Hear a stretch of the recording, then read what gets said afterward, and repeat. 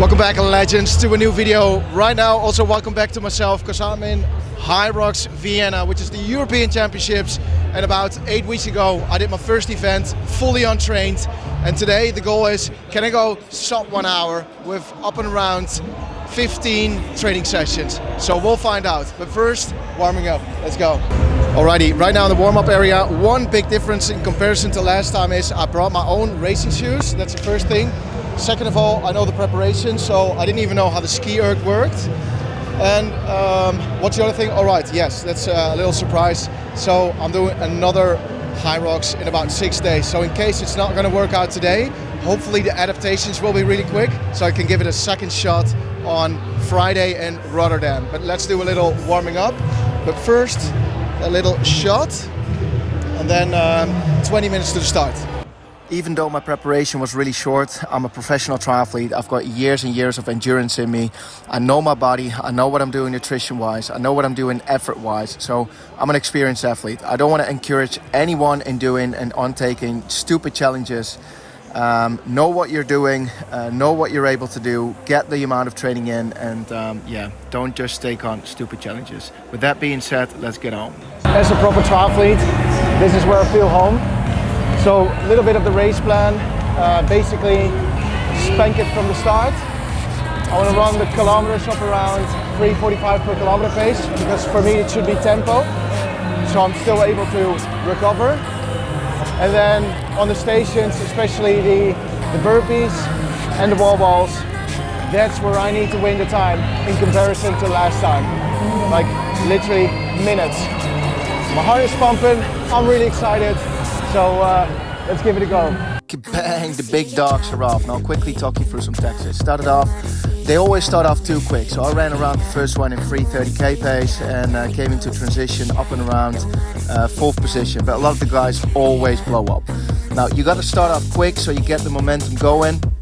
And then I'm just like swimming, really long strokes, because you want to have great efficiency. I was skiing up and around 145 per 500, and in comparison to Frankfurt, you can see that right now I'm way more efficient. So I took about 35 seconds out of my time in Frankfurt.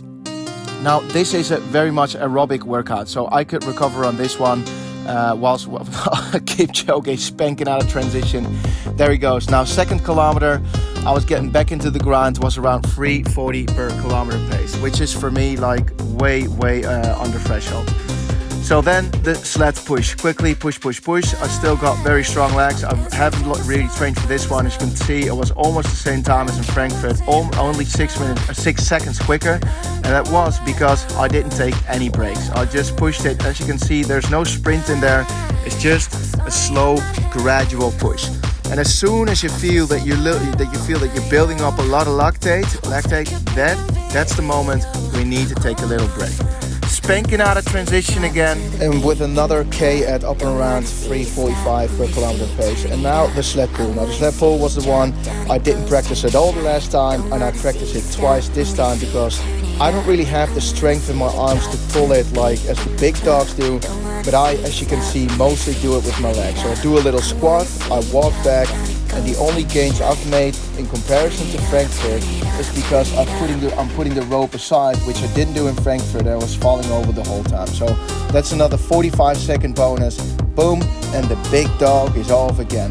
So I'm running, and right now I knew the burpees were coming up. Now the burpees is such a high intense workout that I wanted to get into the burpees feeling a little bit recovered. So my heart rate wasn't in my throat. So I was running around 10 seconds per kilometer slower.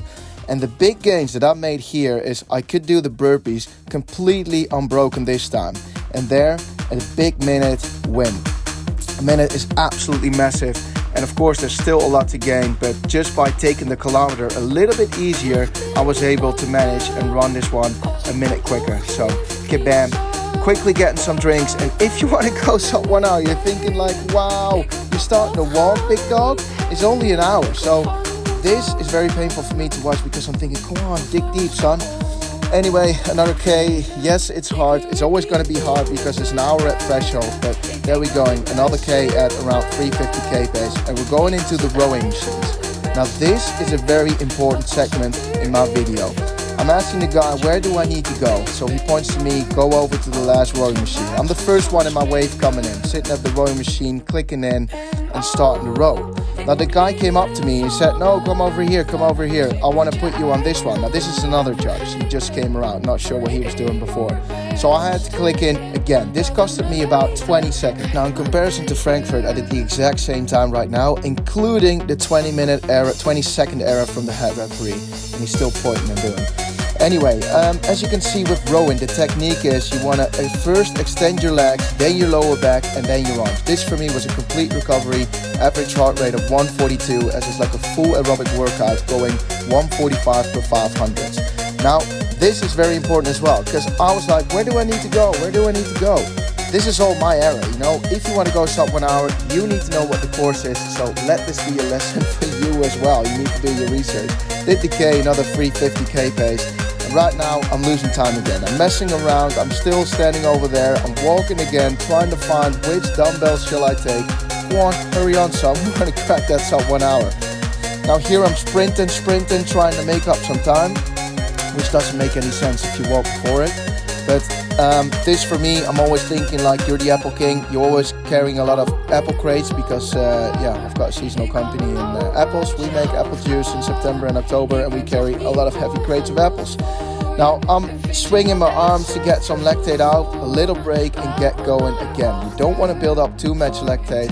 Of course it's going to be tough, but as you can see it's the exact same time in Frankfurt. So didn't really practice this one because I knew I had the strength, I knew I had the endurance for it. So on with almost the last one. Quickly checking my clock, little bit of walking, and there we go. Spanking another kilometer, up and around 355, 350k pace, shaking my arms, getting the lactate out of there, and then it's time for the lunges. Now I did practice the lunges because they were quite slow last time, and as you can see, boom, boom, boom, it's just a lot quicker this time. It's where you can feel it with the lunges is your hamstrings. My hamstrings were crazy fatigued towards the end, and that's going to have a big impact on your last run. But I wanted to take the last run easier anyway. Now in comparison to Frankfurt, this was more than a minute quicker, which is a huge gain. I showed you some examples in my last YouTube video that massively helped me. I went from the top 20 to the top 1%, and now it's off. A little bit of walking again. Come on, you want to go sub 1 hour, sprint dog. So this is the last kilometer. I wanted to take the last kilometer a little bit easier because I thought if I can come into the transition, so for the wall balls, which is the last exercise, and it's a very, very tough exercise, with my heart rate being in zone 2-3 instead of in zone 4 or 5, maybe I've got the energy to do it unbroken or at least like with very, very short rest.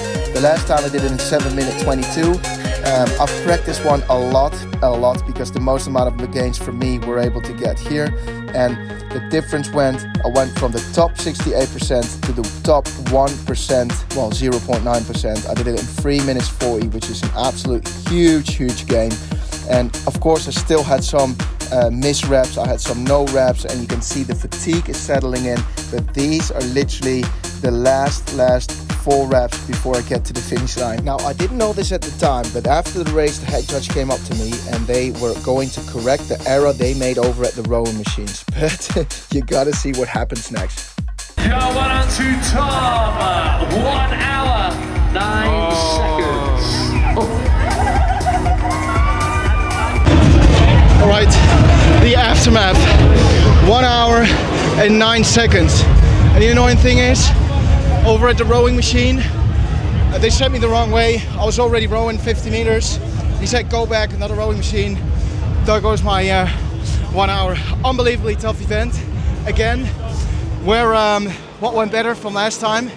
I'd say, first of all, burpees, unbroken, and the wall balls, my nemesis, which took me last time 8 minutes. I did something like 3.5, 4, I don't even know.